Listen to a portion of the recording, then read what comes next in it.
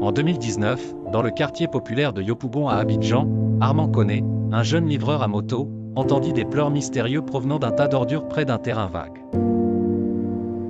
Intrigué, il s'arrêta, pensant tout d'abord à un chaton en détresse. Mais quelle ne fut pas sa stupéfaction lorsqu'il découvrit un nouveau-né, encore couvert de sang, précieusement enveloppé dans un pagne. Sans perdre une minute, Armand attrapa délicatement le bébé et fila à l'hôpital le plus proche. Là-bas, les médecins s'affairèrent à stabiliser l'enfant, mais expliquèrent à Armand que le bébé n'avait ni papier ni identité et qu'il serait vraisemblablement placé en orphelinat. Cependant, Armand, à seulement 27 ans, célibataire et sans enfant, prit une décision qui allait changer sa vie. Il demanda à adopter le bébé. Son cœur s'était attaché à ce petit être vulnérable, et il ne pouvait se résoudre à le laisser. Au début, les services sociaux étaient réticents.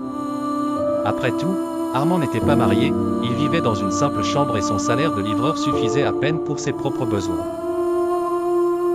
Mais sa détermination farouche, son engagement sans bornes et la médiatisation intense de sa démarche finirent par convaincre les autorités. Quelques mois passèrent avant qu'Armand ne devienne officiellement le tuteur légal, puis le père adoptif du petit garçon. Il le prénomme Moïse, en référence à l'enfant sauvé des eaux dans les récits bibliques. Aujourd'hui, en Côte d'Ivoire, Armand est perçu comme un véritable héros du quotidien.